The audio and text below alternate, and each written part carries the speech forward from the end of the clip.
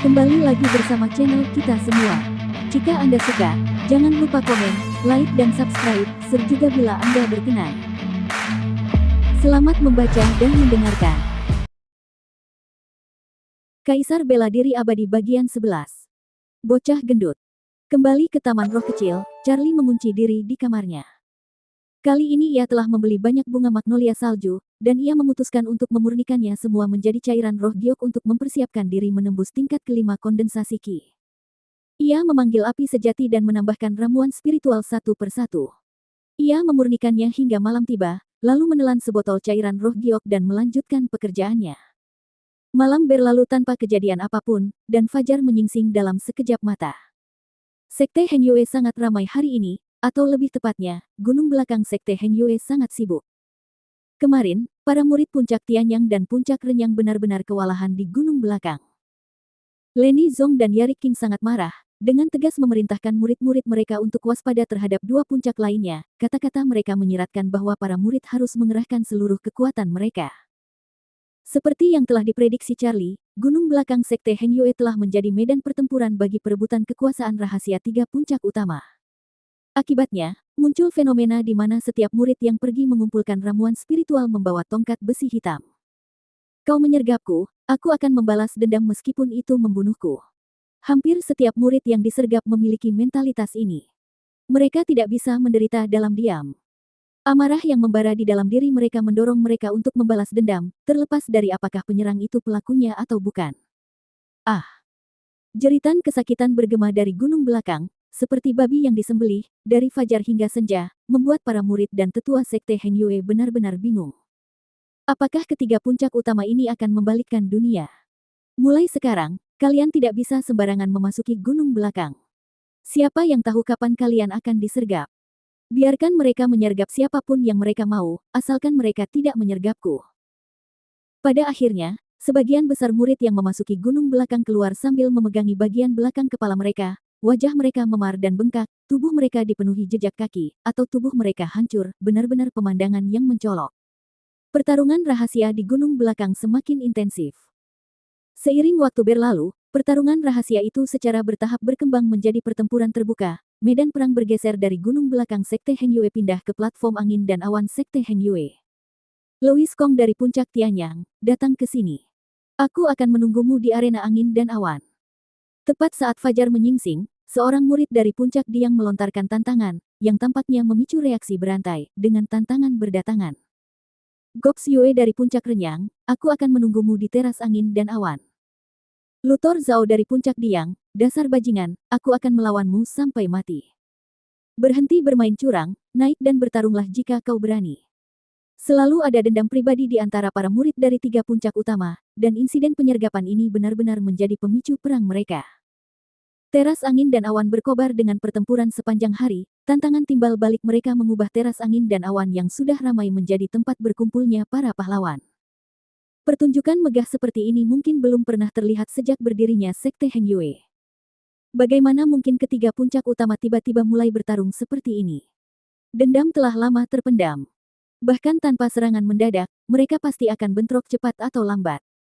Sementara itu Charlie, akar penyebab semua ini, saat ini dengan tenang sedang memurnikan cairan roh giok di Taman Roh Kecil.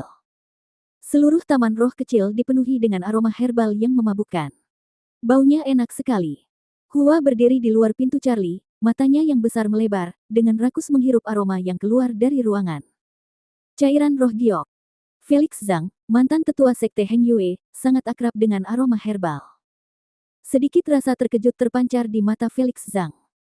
Cairan roh giok terasa sejuk dan lembut, tetapi aroma yang keluar dari ruangan terasa panas mengepul, jelas baru dibuat. Hal ini membuat Felix Zhang mengelus janggutnya dengan penuh arti. Larut malam, pintu Charlie akhirnya terbuka. Charlie keluar dari dalam, tampak berantakan, rambutnya acak-acakan, wajahnya lelah, dan janggut tipis di bibirnya. Ia meregangkan tubuhnya dengan malas, dan suara gemerisik terdengar dari tubuhnya. Selama 2 hari 3 malam, ia telah memurnikan lebih dari 100 botol cairan roh giok, kendalinya atas api dan pemurnian cairan roh giok semakin mahir. Burung raksasa bernama elang kecil, gua-gua, tampak masih terjaga, mengepakkan sayapnya dan mendekat, kepalanya yang berbulu sesekali menggesek tubuh Charlie. Lukanya belum sepenuhnya sembuh, dan setidaknya butuh 1 atau 2 bulan sebelum ia bisa terbang lagi. Lapar. Charlie dengan lembut mengelus kepala elang kecil yang berbulu. Elang. Elang kecil cukup cerdas dan tampaknya mengerti kata-kata Charlie, menggelengkan kepalanya. Charlie tersenyum tipis, tangannya menyapu tas penyimpanannya, mengeluarkan sepotong besar daging, dan menawarkannya kepada elang kecil. Mata elang kecil itu langsung berbinar, dan ia makan dengan lahap. Biarkan aku membantumu, Charlie mengelus kepala elang kecil itu lagi, lalu menyuntikkan sebotol cairan roh giok ke dalam tubuhnya.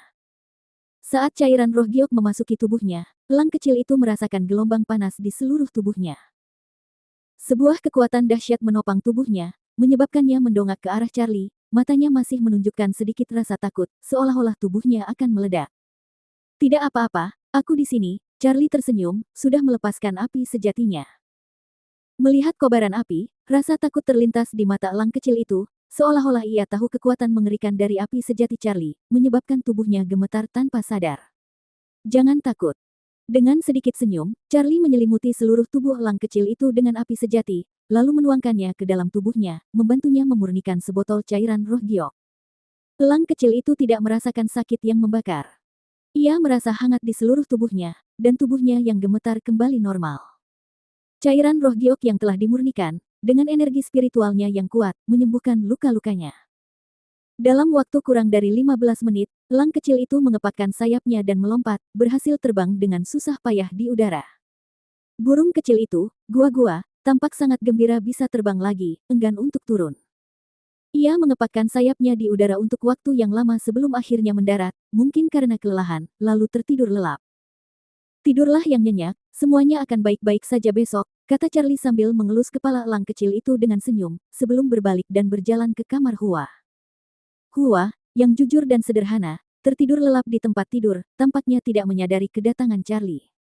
Charlie dengan hati-hati memeriksa tubuh Hua di samping tempat tidur. Dia menemukan bahwa lubang spiritual bawaan anak itu tersumbat, dan meridian utamanya tidak terbuka, apalagi dantiannya. Dengan konstitusi seperti itu, tanpa takdir yang menguntungkan, dia ditakdirkan untuk tidak pernah menjadi seorang kultivator. Biasanya, hanya ketika meridian seseorang tidak terhalang barulah lubang spiritual mereka dapat dibuka. Lubang spiritual adalah gerbang menuju dantian. Hanya ketika lubang spiritual terbuka dan dantian berkembang, seseorang dapat menarik energi spiritual langit dan bumi ke dalam tubuh, sehingga menjadi kultivator sejati. Namun, jika meridian seseorang tersumbat sejak lahir, dan mereka ingin menjadi kultivator, seseorang harus membuka semua meridian mereka. Charlie merenung sejenak, lalu menyuntikkan aliran api sejati ke tubuh Hua. Memang, dia ingin menempa tubuh Hua, kemudian membuka meridiannya, membuka lubang spiritualnya, dan akhirnya mengkultivasi dantiannya. Tak lama kemudian, ekspresi kesakitan muncul di wajah Hua. Dia mencoba bangun, tetapi dupa Charlie membawanya kembali ke mimpi. Mengendalikan api sejati, Charlie dengan hati-hati menempa tubuh Hua, takut api yang mengerikan itu akan melukainya. Tak lama kemudian, dia basah kuyup oleh keringat. Namun, usahanya tidak sia-sia. Melalui penempaan dengan api sejati, meridian Hua menjadi lebih kuat, dan meridian yang tersumbat mengendur, perlahan-lahan terbuka oleh energi sejati yang disuntikkan oleh Charlie. Proses ini sangat memakan waktu. Tepat sebelum fajar, Charlie akhirnya membuka semua meridian Hua. Melalui penempaan api sejati, kotoran di dalam tubuh Hua meluap melalui pori-porinya, dan senyum nyaman samar-samar terlihat di wajahnya yang sedang tidur. Menghembuskan napas, tubuh Charlie yang tegang menjadi rileks. Sekarang, langkah selanjutnya adalah membuka lubang spiritual. Charlie tersenyum tipis. Dia sudah setengah jalan. Akan sedikit sakit, tahanlah. Setelah istirahat singkat, Charlie sekali lagi menyalurkan energi sejatinya ke tubuh Hua, lalu melalui meridian Hua, energi itu menantang penghalang yang menuju ke dantiannya. Percobaan pertama menyebabkan ekspresi kesakitan di wajah Hua. Lagi. Charlie melanjutkan secara bertahap, tidak berani ceroboh, karena satu kesalahan saja bisa merenggut nyawa Hua. Dia menyalurkan energi sejatinya ke Hua, seperti pedang tajam, tanpa henti menyerangnya, kekuatan benturannya secara bertahap meningkat. Wajah kecil Hua dipenuhi keringat, kulitnya sepucat kertas. Jika Charlie tidak menggunakan dupa tidur untuk menidurkannya, dia pasti akan terbangun kesakitan. Bertahanlah, nasibmu mungkin berubah setelah ini. Charlie terus memanipulasi energi sejatinya untuk menembus penghalang itu. Fajar mendekat, dan bahkan wajah Charlie agak pucat. Puff. Ketika suara seperti itu terdengar di dalam tubuh Hua, lubang spiritual yang menuju ke dantiannya benar-benar dibuka oleh Charlie. Seketika, energi spiritual langit dan bumi berfluktuasi, berkumpul menuju tubuh Hua, membentuk pusaran energi spiritual, seolah-olah menemukan jalan keluar, mengalir ke tubuh Hua melalui setiap pori. Surga memberi penghargaan kepada yang giat. Charlie menghembuskan napas keruh, tanpa sadar menyeka keringat dingin. Fajar menyingsing. Charlie tidak beristirahat, tetapi mulai menyiapkan sarapan untuk Felix Zhang dan Hua. Pintu terbuka, dan Felix Zhang, bersandar pada tongkatnya, berjalan keluar dengan langkah terlatih-tatih. Melihat Charlie, dia tersenyum lembut, "Anak muda, kamu sudah bangun sepagi ini." "Tidak bisa tidur, jadi aku terjaga," jawab Charlie dengan senyum riang. "Jarang sekali melihat orang serajin dirimu. Kau terlalu memujiku, senior." Kakek. Percakapan mereka terinterupsi oleh Hua, yang tiba-tiba bergegas keluar. Hua berjalan agak bingung ke sisi Felix Zhang dan Charlie, menunjuk ke energi yang mengalir di sekitarnya, dan menatap mereka berdua dengan bingung, "Ada apa denganku? Aku merasakan sesuatu mengalir ke tubuhku, dan aku merasa hangat di seluruh tubuh." Energi spiritual. Felix Zhang melihat lebih dekat, agak terkejut, dan buru-buru memeriksa tubuh Hua. "Apa yang terjadi?" Felix Zhang benar-benar tercengang. Aku bisa berkultivasi sekarang." Hua mendongak menatap Charlie dan Felix Zhang dengan kepala kecilnya. Ya, tentu saja kau bisa." Felix Zhang tampak lebih bersemangat dari yang diharapkan. "Mulai hari ini, kau adalah seorang kultivator." Charlie menepuk bahu Hua. "Aku seorang kultivator. Aku adalah seorang kultivator." Hua melompat kegirangan, seorang anak yang benar-benar polos dan ceria. Dia melompat-lompat di sekitar taman roh kecil, akhirnya berlari ke binatang roh yang disebut elang kecil, melambaikan tangan dan kakinya dengan gembira. "Elang kecil, aku bisa berkultivasi sekarang. Aku bisa melindungimu mulai sekarang." Kaok, kaok. Elang kecil sepertinya mengerti, tangisannya dipenuhi kegembiraan. "Surga memiliki mata." Felix Zhang tersenyum lebar, memperhatikan Hua yang melompat-lompat. Wajahnya langsung membaik, seolah-olah dia menjadi beberapa tahun lebih muda. Charlie, berdiri di samping, diam-diam memperhatikan Hua. Dia juga senang untuk Hua, tetapi dia merasa bimbang. Apakah ini benar-benar untuk kebaikan anak itu sendiri?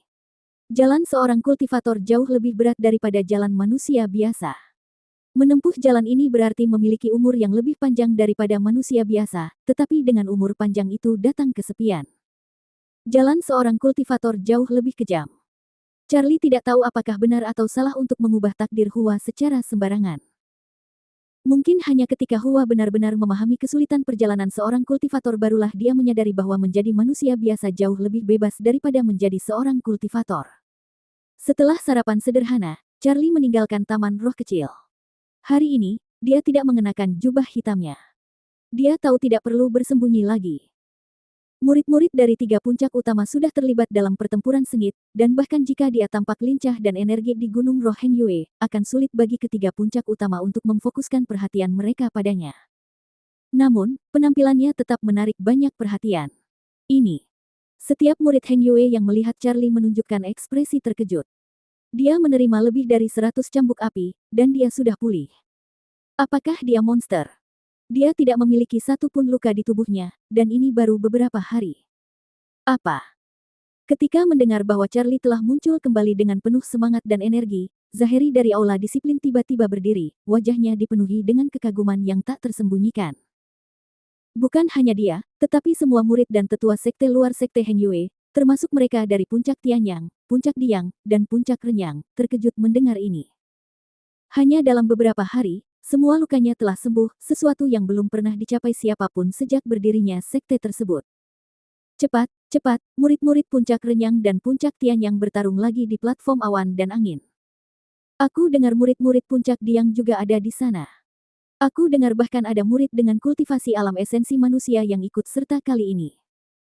Segera, kelompok-kelompok yang terdiri dari 3 hingga 5 orang menyerbu menuju platform awan dan angin. Ini berarti bahwa kekaguman atas kesembuhan Charlie langsung tertutupi oleh berita tentang para murid dari 3 puncak utama yang bertarung di platform awan dan angin. Betapapun sengitnya pertempuran di teras awan dan angin, Charlie tidak berhenti. Hari ini adalah hari perpustakaan Sekte Heng Yue dibuka untuk murid-murid pelatihan, dan dia tidak ingin membuang waktu untuk menonton pertunjukan itu. Dia berhenti di depan sebuah paviliun yang megah. Dibandingkan biasanya, perpustakaan itu sunyi hari ini, tanpa seorang pun terlihat. Mungkin semua orang telah pergi ke teras awan dan angin untuk menyaksikan keseruannya. Sempurna, jarang sekali ada kedamaian dan ketenangan. Dengan sedikit senyum, Charlie melangkah masuk ke perpustakaan. Perpustakaan itu adalah dunia tersendiri, luas dan megah. Deretan rak buku dipenuhi dengan gulungan kuno, berjumlah lebih dari 100.000. Semua ini dikumpulkan oleh Sekte Heng Yue, dan meskipun berada di lantai pertama, itu tetap merupakan barang-barang berharga. Pustakawan itu adalah seorang lelaki tua dengan janggut putih dan rambut acak-acakan, yang dikenal di Heng Yue sebagai Pak Tua Huang. Tetua, Charlie membungkuk dengan hormat. Masuklah dan tinggalkan kartu identitasmu. Pak Tua Huang mengamati Charlie dari atas ke bawah, memperlihatkan deretan gigi kuning besarnya saat berbicara. Charlie menyerahkan kartu identitasnya dan masuk ke dalam. Rak-rak buku dipenuhi gulungan kuno. Ia dengan santai mengambil salah satunya, hanya untuk menemukan bahwa itu adalah pengantar tentang ramuan spiritual. Sambil menggelengkan kepalanya sedikit, Charlie mengembalikannya. Perpustakaan itu sunyi, yang dinikmati Charlie. Ia menelusuri gulungan-gulungan itu seperti seorang penjaga toko, mengambilnya dan meletakkannya kembali. Setelah 3 jam, ia belum menemukan satu pun gulungan yang berkaitan dengan teknik seni mistik. Sepertinya teknik seni mistik semuanya ada di rak atas, gumam Charlie. Di Sekte Heng Yue, murid magang hanya bisa memasuki lantai pertama perpustakaan. Rak atas berada di luar jangkauannya saat ini.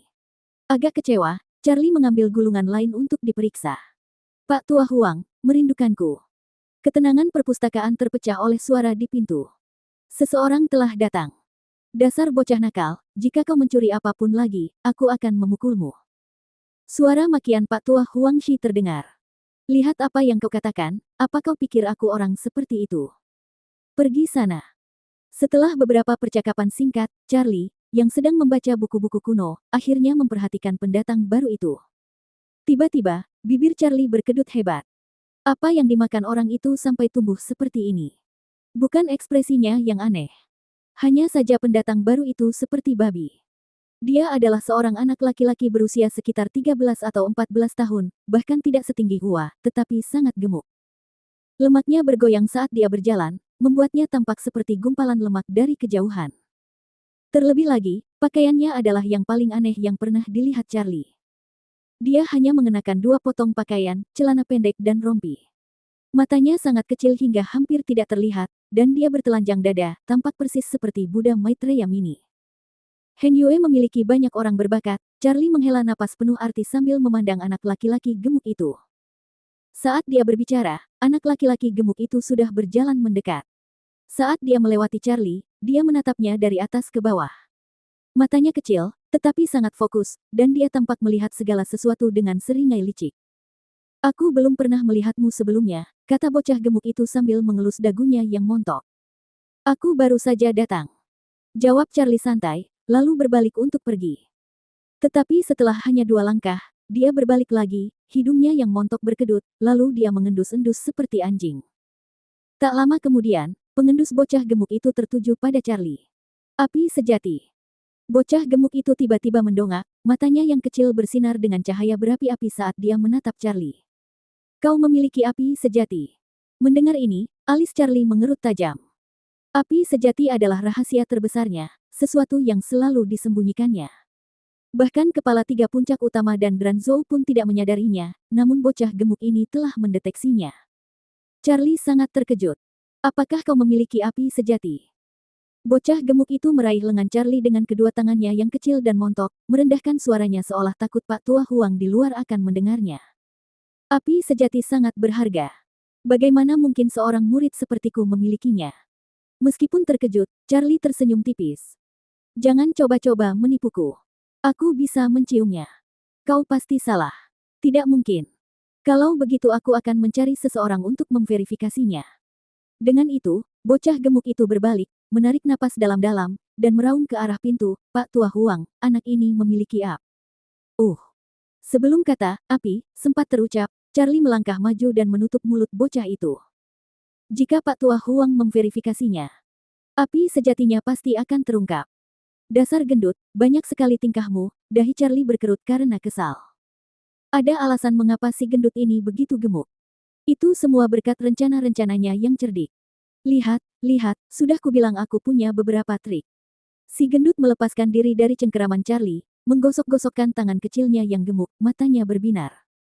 Kau menang. Charlie menarik napas dalam-dalam, akhirnya menekan keinginan untuk memukuli si gendut di tempat. Apa yang kau teriaki? Apa yang kau teriaki? Pak Tua Huang menggerutu sambil berjalan mendekat, menatap si gendut, dan berkata, apakah kau kurang kerjaan? Aku sedang berlatih suara. Si gendut menggaruk telinganya, akhirnya tidak menunjukkan kemarahan Charlie. Jangan berisik, bajingan. Pak Tua Huangji, wajahnya gelap, berbalik dan pergi. Setelah berjalan beberapa langkah, Pak Tua Huang berbalik untuk melihat bocah gemuk itu. Ngomong-ngomong, kau baru saja bilang dia punya ki sejati. Mata kecil bocah gemuk itu melirik ke sana kemari ketika Pak Tua Huang bertanya. Ki sejati. Bahkan Charlie hampir tertawa terbahak-bahak mendengar jawaban bocah itu. Pergilan ke neraka. Pak Tua Huang mengayunkan tangannya yang besar dan menamparkan keras wajah bocah gemuk itu. Semua orang di sekte Heng Yue memiliki ki sejati, apa masalahnya? Setelah itu, Pak Tua Huang berbalik dan pergi sambil mengumpat. Setelah Pak Tua Huang pergi, bocah gemuk yang tadi terjatuh ke lantai itu bangkit. Jejak tangan yang jelas terlihat di wajahnya yang gemuk. Dasar bajingan tua, tunggu saja. Bocah gemuk itu mengumpat tanpa henti sambil menutupi wajahnya. Charlie meliriknya dan hendak pergi. Kau tidak boleh pergi. Melihat Charlie hendak pergi, bocah gemuk itu meraihnya. Kau butuh sesuatu. Ya. Bocah gemuk itu segera menjawab, pinjamkan api sejatimu untuk memurnikan harta karun untukku. Tidak ada waktu. Pak Tua Huang, anak ini. Sempurnakan, aku sempurnakan. Charlie benar-benar kesal. Keduanya tiba di gunung belakang satu demi satu. Pada jam segini, gunung belakang biasanya ramai dengan murid Heng Yue yang mengumpulkan ramuan spiritual, tetapi hari ini, tidak ada seorang pun yang terlihat. Mereka semua telah pergi ke teras angin dan awan untuk menyaksikan pertarungan tiga puncak utama. Mari kita perjelas sebelumnya, aku bisa membantumu memurnikannya, tetapi kau tidak boleh mengungkapkan bahwa aku memiliki api sejati. Charlie berulang kali menekankan poin ini sepanjang jalan. Jangan khawatir soal itu, mulutku sangat tertutup rapat, hehehe. Bocah gemuk itu menepuk dadanya. Juga, ini tidak gratis, berikan aku 500 batu spiritual, kalau tidak, lupakan saja. Setuju. Bocah gemuk itu sangat terus terang. Keterus-terangannya membuat Charlie penasaran dengan harta yang ingin dimurnikannya. 500 batu spiritual tanpa ragu-ragu, harta itu pasti luar biasa. Keduanya menemukan sebuah gua terpencil, dan bocah gemuk itu kemudian mengeluarkan harta yang telah disebutkannya. Itu adalah gada berduri, hitam pekat, memancarkan aura senjata yang berat dan tak dapat disangkal ganas. Lihat ini. Ada gumpalan kabut hitam di atasnya, kata bocah gemuk itu, mendekatkan gada dan menunjuk ke gumpalan kabut hitam yang berputar-putar di sekitarnya. Charlie mengamati lebih dekat. Kabut hitam itu hanya setebal sehelai rambut, hampir tak terlihat kecuali jika dilihat dari dekat. Itu memberinya perasaan merinding, dan setelah diperiksa lebih teliti, tercium bau darah. Apa ini? Tanya Charlie, sambil menunjuk kabut hitam itu. Niat jahat dari pemilik gada berduri ini sebelumnya. Dengan adanya niat jahat ini, aku tidak bisa membuat gada berduri ini mengenaliku sebagai tuannya. Mendengar kata, niat jahat, sedikit rasa terkejut muncul di mata Charlie. Fakta bahwa pikiran jahat dari pemilik sebelumnya masih bisa melekat pada senjata itu menunjukkan betapa kuatnya pemilik asli gada berduri tersebut, dan gada berduri itu pasti merupakan senjata yang ampuh. Apakah kau yakin api sejati bisa memurnikannya? Charlie melirik bocah gemuk itu. Ya, kata bocah gemuk itu dengan percaya diri. Niat jahat semuanya sangat yin, jahat, dan mereka paling takut pada hal-hal yang sangat yang.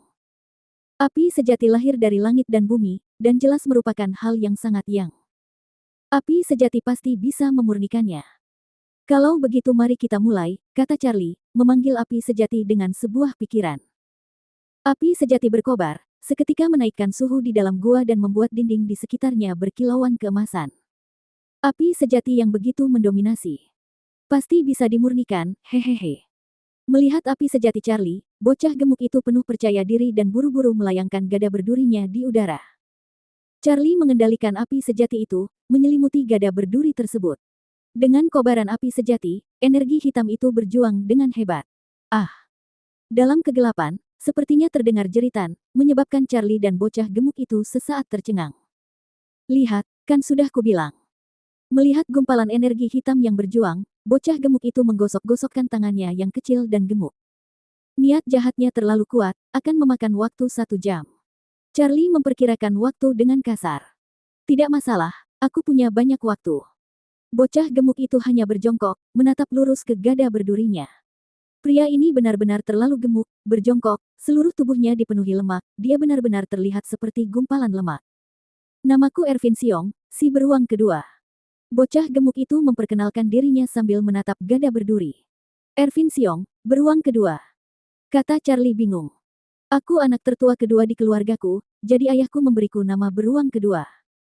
Mendengar ini, bibir Charlie sedikit berkedut. Melihat bocah gemuk itu, dia dengan ragu bertanya, lalu siapa nama saudaramu?